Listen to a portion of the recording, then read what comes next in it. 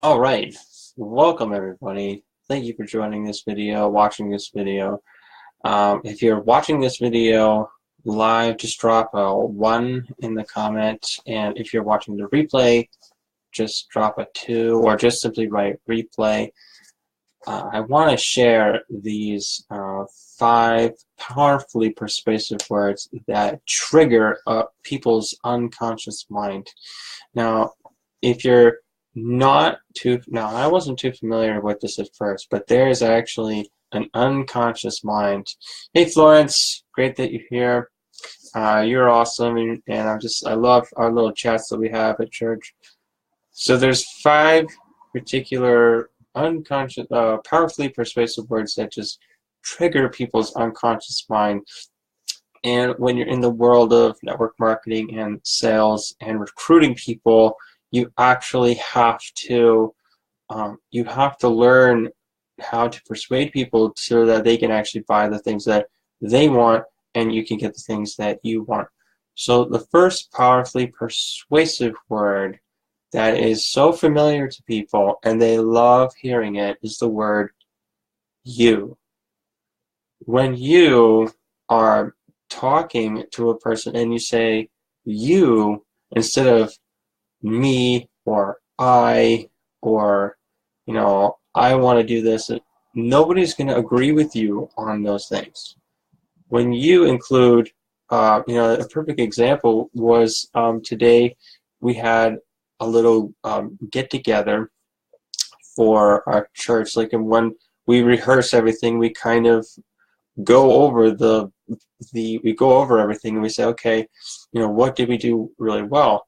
And the drummer actually came out and he just said, we need to bring all this together, and you guys are here, you just deliver, and you do an amazing job. And when people were hearing this, I could feel the energy in their conversations and their body language, that they were receptive to that. Now, if you were to do the opposite, I've been showing up and I've been committing to all this, and there's nobody better than me at the drums, and nobody's going to care about those sort of things, and everybody's going to feel like blah. Alright, so that's the first most powerfully persuasive just trigger word that just triggers people's unconscious mind. The second one is free. Now, people typically abuse this word, and it's not one that it has to be used skillfully, because if you start throwing out in your emails, oh, this is free and that's free, people might click on it. But if you have something that is incredibly valuable, then the people will just they'll be looking for something free, because people always perceive that free is so valuable to them. And if it's free and going away, then they most certainly will just that they will head out in here. Hey Morimoto, how are you doing? Great to have you here.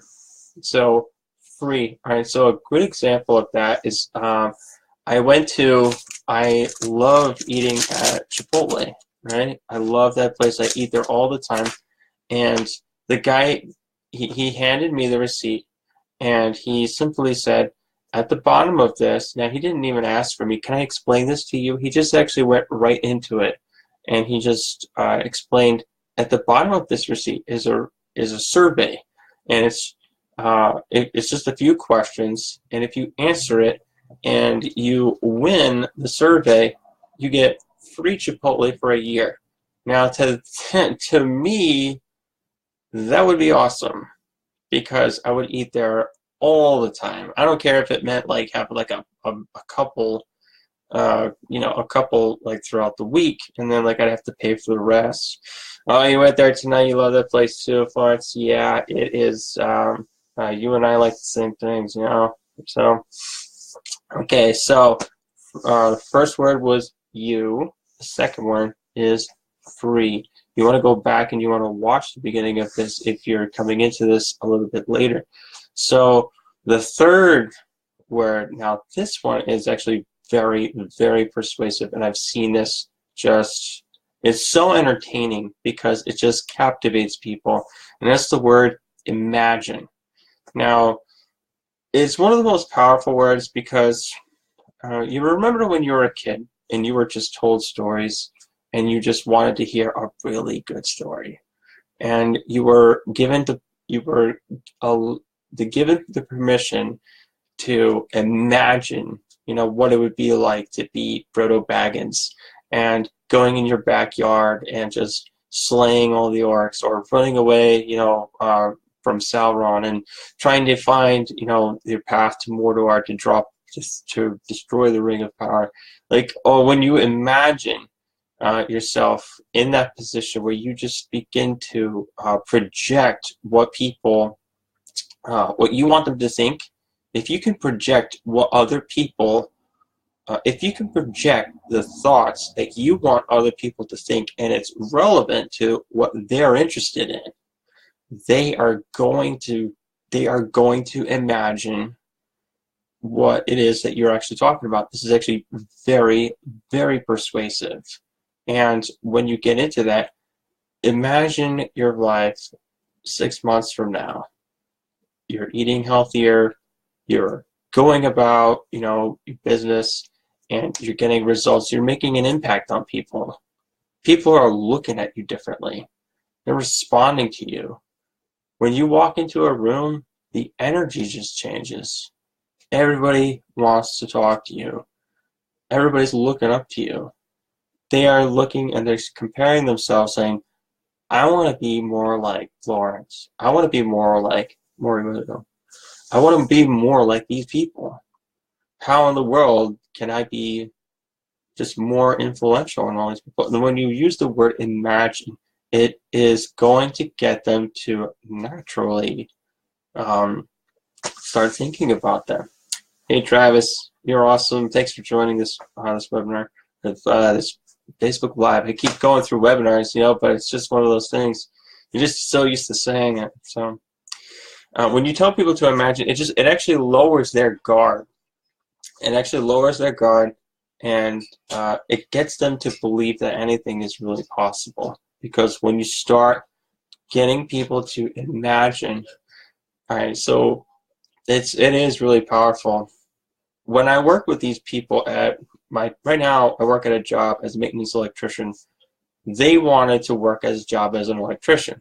Hey Kevin, thanks for joining on. This is awesome. Love having all these people, all you great people come on here. So when I was working with these people, I would actually try to inject thoughts that I think would benefit them.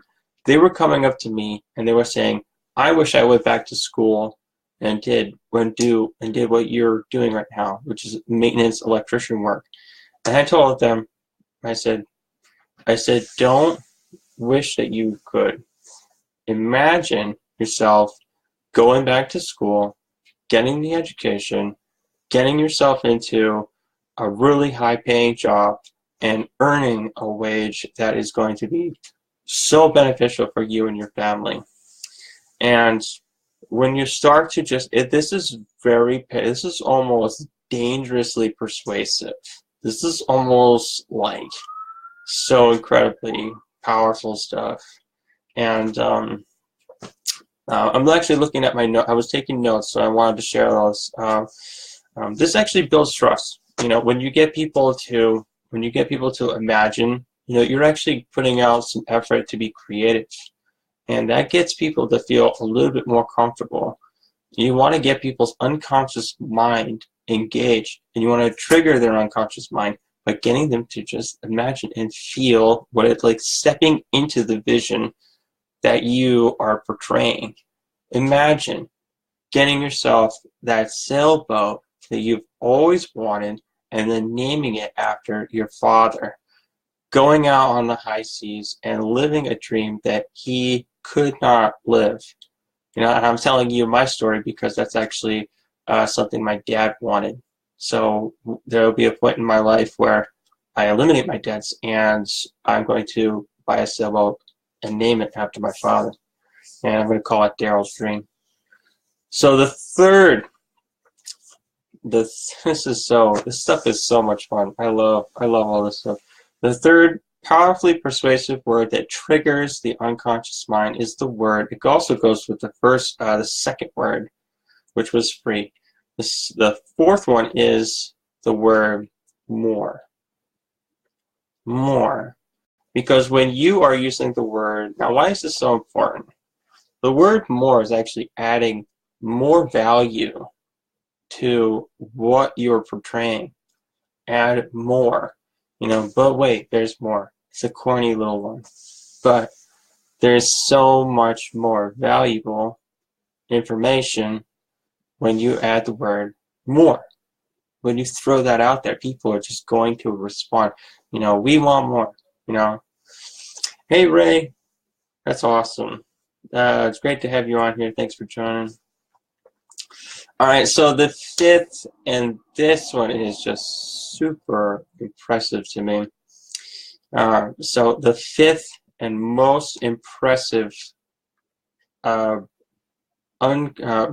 powerfully persuasive word that triggers the unconscious mind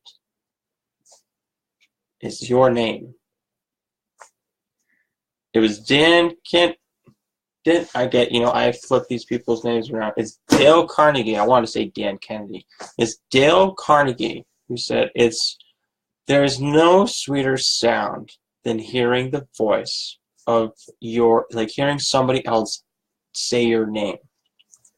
If you have somebody who is just you walk into a room and then they come up to you and then they begin to just speak with your name, they address your name, you're going to feel so special. You're going to feel really important. And, everybody hears their name a couple times a day. Everybody's been hearing their name since the day they were born. I was just holding my little niece, my little adorable child, my adorable niece, and we actually fell asleep on the couch together. I was holding her, she just passed right out, I passed right out. And but when I was awake, I was actually I was saying her name. I was saying it in a calm manner. And you hear your name throughout your whole life. And this is something you're familiar with. So when you start to just use someone else's name and you speak it, that is going to make them feel like something is familiar about this conversation. And it is, because you were told their name. If you don't know their name, you simply start asking questions. What is your name? And then you get into it. It's just one of the most influential words because it's tied to your identity. When you say somebody's name, here is a trick to remember people's names. Now this works, and it's going to feel so incredibly awkward, and you will know that it's working when you start feeling awkward. When someone tells you your name, or when somebody tells you their name, I should say, yeah, tell me my name. Yes, I don't remember what my name is. I suddenly lose all this information that I've been told my whole life. I can't remember it. It's pretty bad. But when somebody tells you their name, you have 30 seconds to say their name 3 times. So, hey, Florence, it was so great to see you at church. And, Florence, what was the best part of your day at church today? Florence, wasn't the service really good and the message was just on point? Florence, what do you think? So when you say that and you spit that out there, they're going to be like, you just said my name. I can't believe this guy. It makes them feel important. You're right, Ray. Yeah, it does. See right there, there's a perfect example. When you say somebody's name, it makes them feel important. And that is how you get, those are some 5 powerfully persuasive words that trigger people's unconscious mind.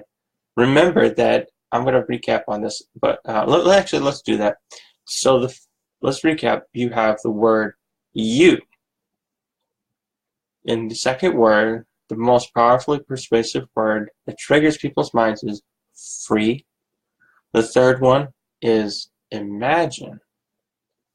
The fourth one is more. And the fifth one is your name. Is when you hear the sound of your name, it makes a very, very special impact on you. If you met somebody and you have this a great conversation with them, and then 6 months later you bump into them and they remember your name, you're gonna feel really special.